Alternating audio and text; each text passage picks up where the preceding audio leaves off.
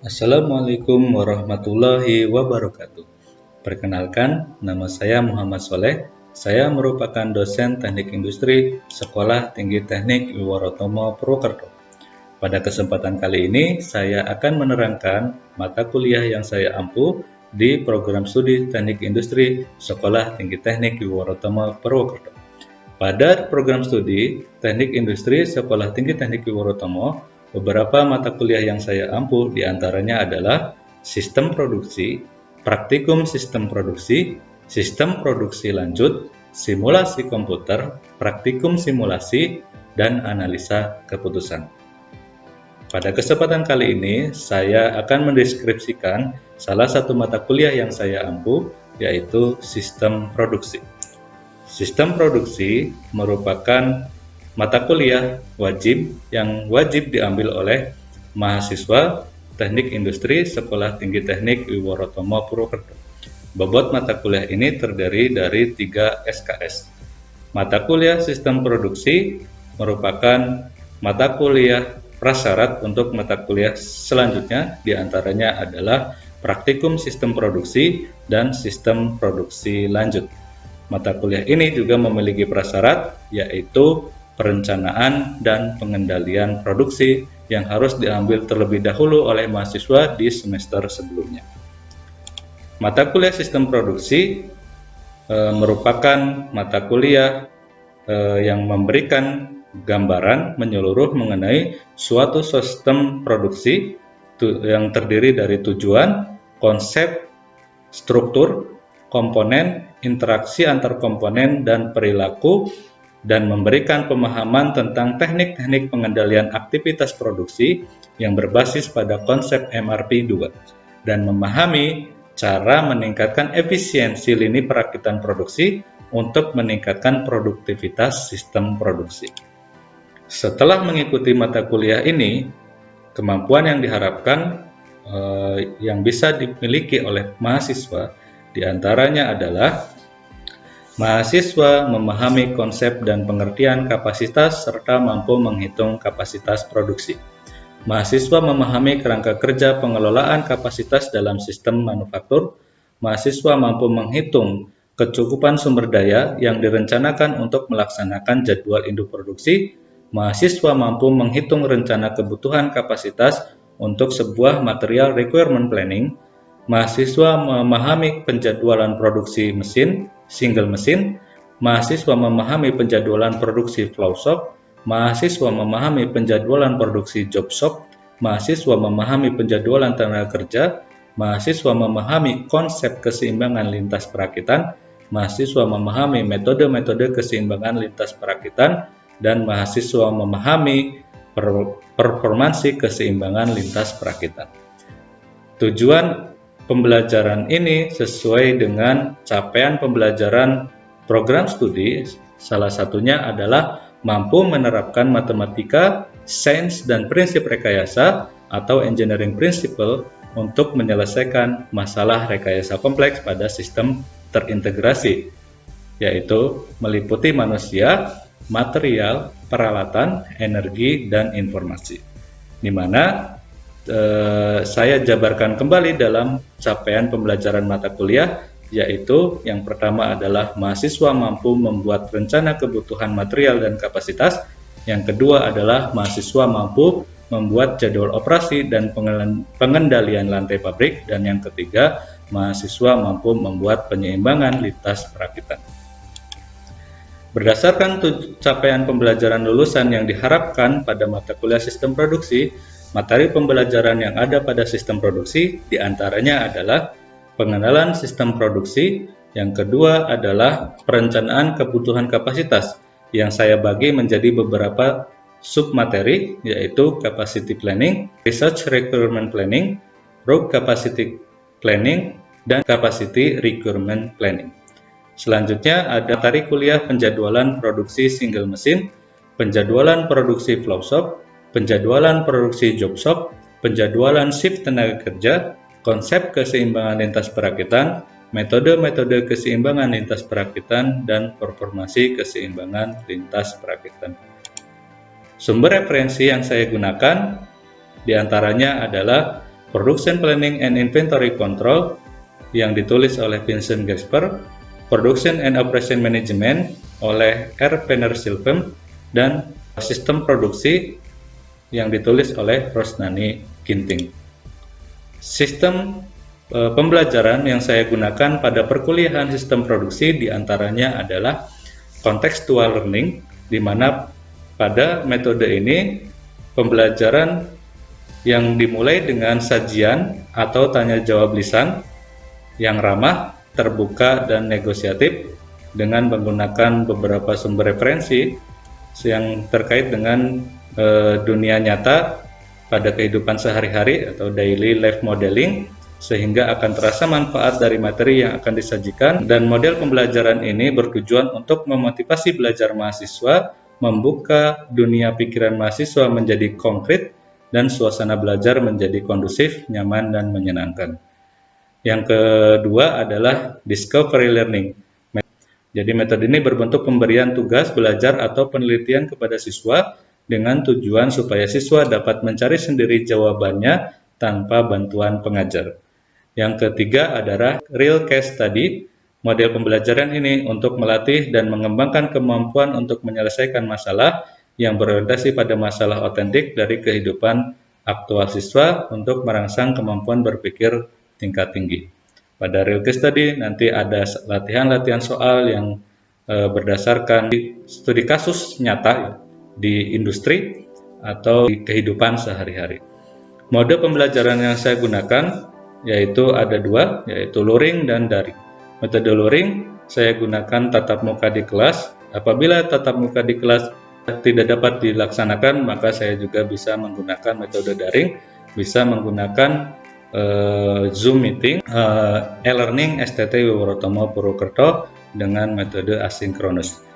Selain itu, metode daring juga digunakan untuk pengumpulan tugas mahasiswa, di mana tugas biasanya saya berikan di akhir mata kuliah yang harus dikerjakan mahasiswa di luar jam pelajaran atau di rumah mahasiswa masing-masing, di mana tugas dikumpulkan melalui e-learning STT Wiworotomo Purwokerto. Interaksi yang saya bangun dengan mahasiswa diantaranya dilakukan pada saat penyampaian materi perkuliahan, baik secara luring maupun daring. Yang kedua adalah bimbingan di luar jam perkuliahan melalui WhatsApp group yang saya buat khusus untuk mata kuliah sistem produksi. Bagi mahasiswa yang belum paham dengan materi atau mau bertanya terkait dengan materi sistem produksi, saya persilahkan mahasiswa untuk bertanya melalui WhatsApp group atau bisa juga bertemu langsung di luar jam mata kuliah. Yang ketiga, saya juga menyediakan media pembelajaran dan bahan ajar yang bisa mahasiswa download yang saya sudah upload melalui laman e-learning STT Wiworotomo Purwokerto. Yang keempat adalah melakukan evaluasi pembelajaran, yaitu memberikan penilaian dari aktivitas mahasiswa, diantaranya adalah penilaian tugas, penilaian ujian tengah semester, dan penilaian ujian akhir semester.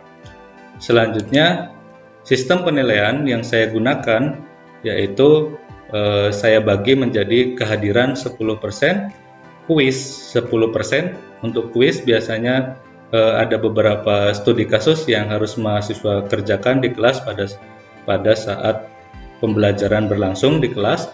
Tugas 20%, tugas biasanya diberikan di luar jam mata kuliah setelah yang harus mahasiswa kerjakan di luar jam mata kuliah, sehingga bobotnya 20%, ujian tengah semester 25%, dan ujian akhir semester 35%. Untuk memotivasi mahasiswa, saya juga memberikan sistem reward and sanksi. Reward yaitu berupa tambahan nilai bagi mahasiswa yang aktif dalam perkuliahan. Tujuan reward supaya mahasiswa mau berperan aktif dalam proses pembelajaran dan termotivasi untuk aktif dalam proses pembelajaran. Sedangkan sanksi, saya gunakan pengurangan nilai tugas jika mahasiswa terlambat dalam pengumpulan tugas. Hal ini saya terapkan supaya untuk meningkatkan kedisiplinan mahasiswa dalam mengerjakan tugas-tugas yang saya berikan kepada mahasiswa, sehingga mahasiswa tidak menunda-nunda dalam mengerjakan tugas. Assalamualaikum warahmatullahi wabarakatuh. Mari kita sebelum kita mulai kuliah hari ini, mari kita awali terlebih dahulu dengan berdoa menurut kepercayaan dan agama masing-masing. Berdoa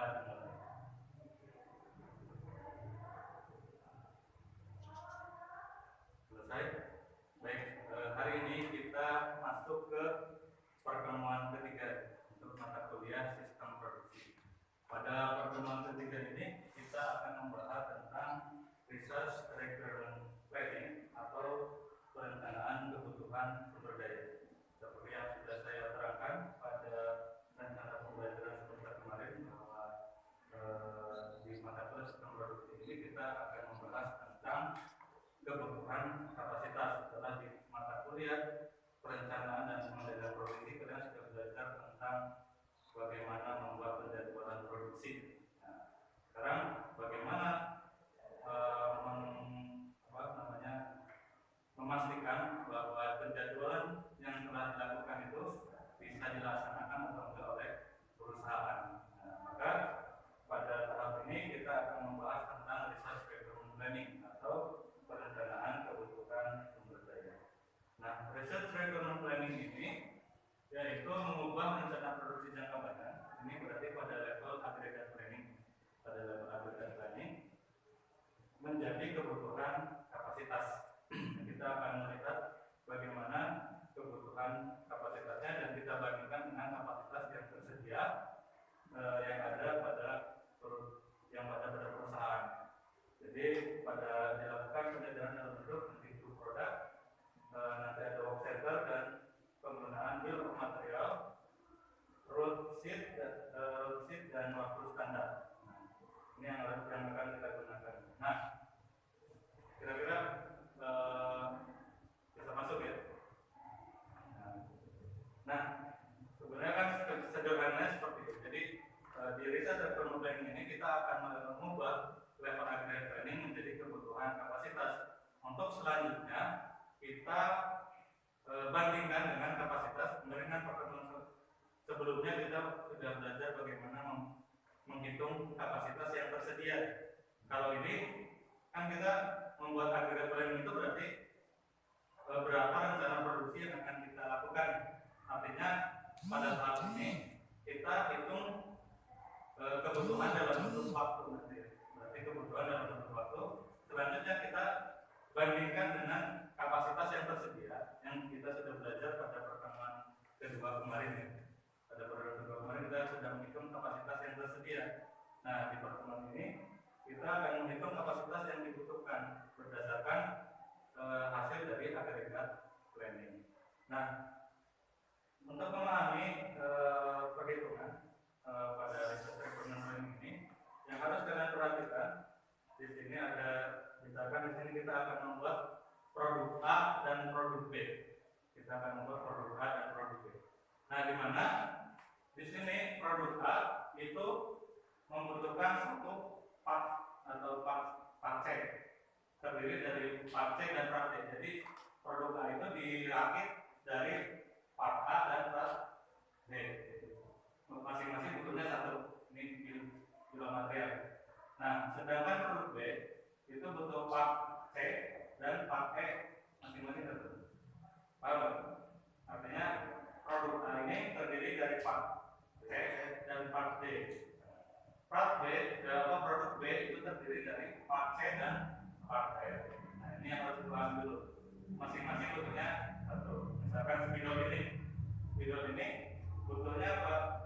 Ya partnya tutup, bodi sama isi yang tempat tinta. Nah, kalau ini kita sederhana dulu untuk part C dan part C. Paham ya? Oke, selanjutnya. Nah, ini disebut dengan processing dari produk, di mana produk A atau item A dan item B itu merupakan operasinya, ini kalau nomor operasi kode aja ya. Work centernya kita gunakan work center assembly, produk B menggunakan work center assembly. Artinya nanti tinggal dirakit aja kayak gitu. Nah, di assembly itu tidak ada waktu setup. Nah, adanya waktu operasi. Waktu yang dibutuhkan untuk assembly produk A itu 2 jam. Waktu yang dibutuhkan untuk assembly produk B 3 jam. Nah, selanjutnya part C itu beroperasi pada mesin milling, drilling, ke milling lagi, ke grinding. Ini berarti urutannya ya. Jadi urutannya ke milling, ke drilling, ke milling, ke grinding lagi. Nah, masing-masing mesin pada tiap proses itu membutuhkan waktu setup. Apa itu waktu setup? Ada yang tahu? Waktu setup menyiapkan alat ya. Jadi waktu setup adalah waktu untuk menyiapkan alat sebelum kita memulai pekerjaan. Harus di setup dulu mesinnya, diatur dulu. Nanti kita lihat bagaimana waktu setup ya. Nah, masing-masing di sini waktu setupnya 0,3 jam, waktu operasinya 0,14. Waktu operasi berarti apa? Waktu operasi waktu yang dibutuhkan untuk memproses satu unit produk.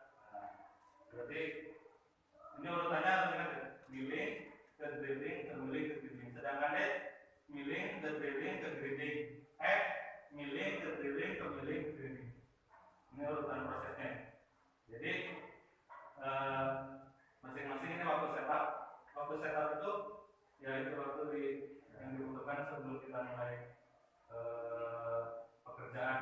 Nah, sampai sini paham ya waktu setup. Oke, selanjutnya ini contoh mesinnya ya. Mesin milling, mesin drilling, mesin grinding. Ini di prosesnya. Nanti kalian pas praktikum proses manufaktur udah mulai pakai mesin ini ya.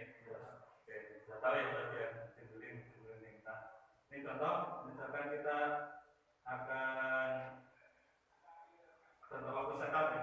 Ini butuhnya waktunya lama ya. Untuk sebelum kita memulai proses kan kita perlu lakukan setup dulu. Nah, kalau kita lihat menyesuaikan mesinnya dulu sesuai dengan material yang akan diproses. Baru setelah di setup ini dilakukan proses produksi yang disebut dengan waktu proses. Jadi harus bisa membedakan ada waktu setup, ada waktu proses. Oke, selanjutnya ini kita next saja ya. Nah, langkah-langkah metode dalam penghitungan kapasitas di tabel ini. Yang pertama kita harus menghitung waktu standar, di mana waktu standar operasi itu sama dengan WSO ya. WSO sama dengan setup time dibagi dengan EOI dikali dengan ditambah dengan runtime. Nah, ini yang harus kalian pahami. Nah, apa itu EOI? Kan tadi setupnya udah tahu ya. Setup time udah tahu. Runtime berarti waktu proses ya. Waktu proses, sedangkan EOI berarti sekali setup itu kita akan memproduksi berapa unit sekali setup. Kan nggak mungkin satu unit setup tidak lagi. Jadi bagusnya kan kita buat kayak lot ya, ukuran lot, satu lot. Jadi setup ya langsung bisa untuk digunakan untuk berkali-kali. Nah, ini ukurannya pokoknya tapi nggak mungkin setup itu itu aja. Sedangkan di sini kita misalkan mesinnya cuma ada satu. Nah, maka kita harus menentukan ini sekali proses, sekali setup itu untuk memproduksi sekali langsung berapa produk biar nggak usah mengganti setup. Tapi kan nanti beda proses lagi, harus setup lagi gitu ya. Nah, sekarang bagaimana menghitung WSO-nya? Berarti tadi kan WSO setup time. Nah, sekarang misalkan di sini kita ambil item C pada work center milling. kita ingin hitung dulu di masing-masing eh, WSO untuk item C, WSO item C, C milling ya, ini milling. Nah, item C milling. Kita lihat di sini, kita ke data ya. Ini harus lihat datanya. Item C milling. Waktu setupnya berarti WSO ini gimana? WSO. Berarti milling itu ada dua ya. C di milling itu ada dua. Operasi 10 sama operasi 30. Artinya setup time-nya 0,3. 0,3 ya. 0,3 ditambah berapa? 2,7 dibagi EOP-nya yang itu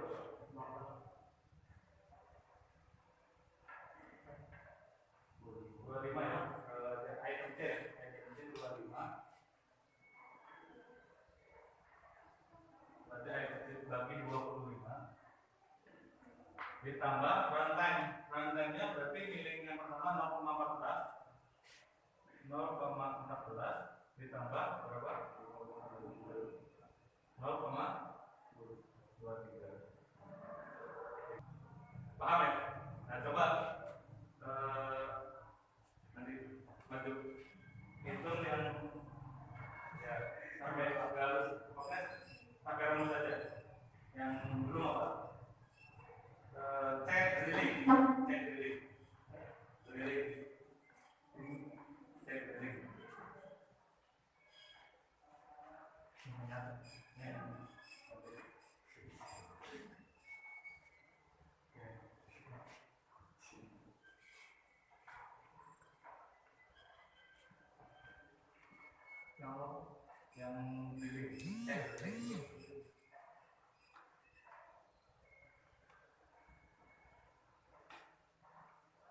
Nah, coba WSO-nya.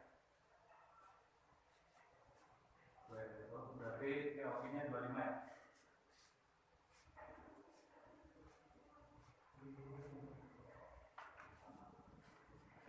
Setupnya 2,4.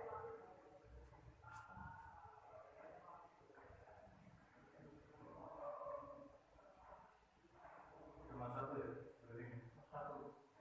Berarti langsung bagi 25.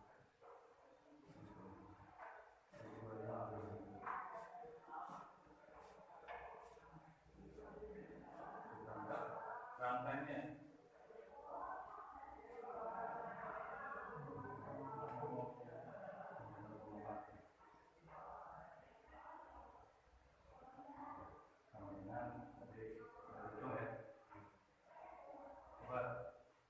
Kamu yang apa itu? Yang cek grinding itu.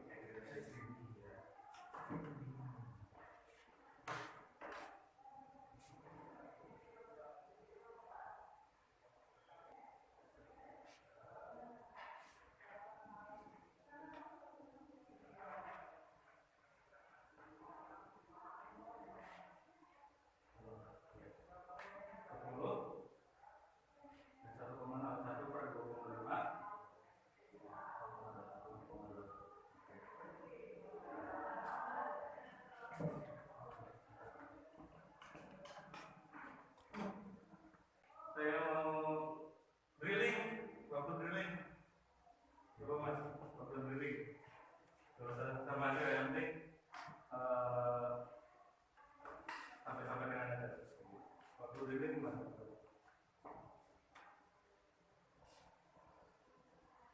Ya kamu kan nggak ada.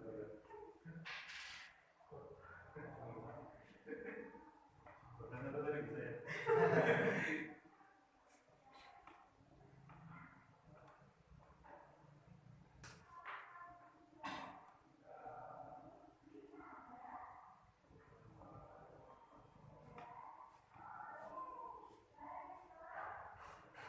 Nah, gitu ya. Tinggal berarti kita sudah dapat nih kapasitas yang dibutuhkan. Ini berarti kapasitas 1 bulan ya.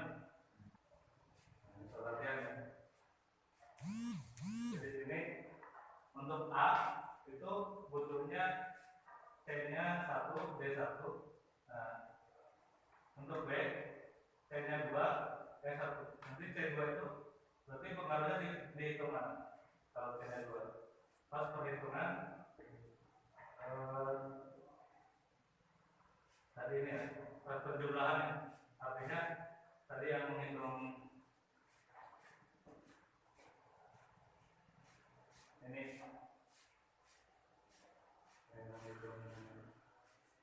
menghitung ini misalkan berarti dikalikan 2 ya. Tadi yang kalau misalkan C-nya itu ada 2, berarti waktu T-nya dikalikan 2. Paham nggak? Kalau misalnya di sini C-nya 2 misalnya. C-nya 2.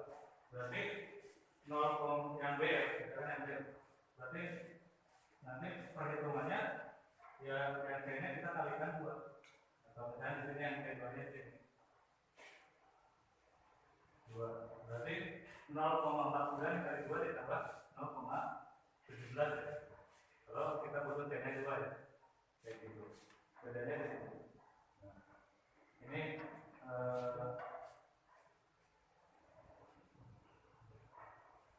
tugasnya nanti kalian coba menghitung kebutuhan kapasitas untuk material ini, tapi ininya sama ya.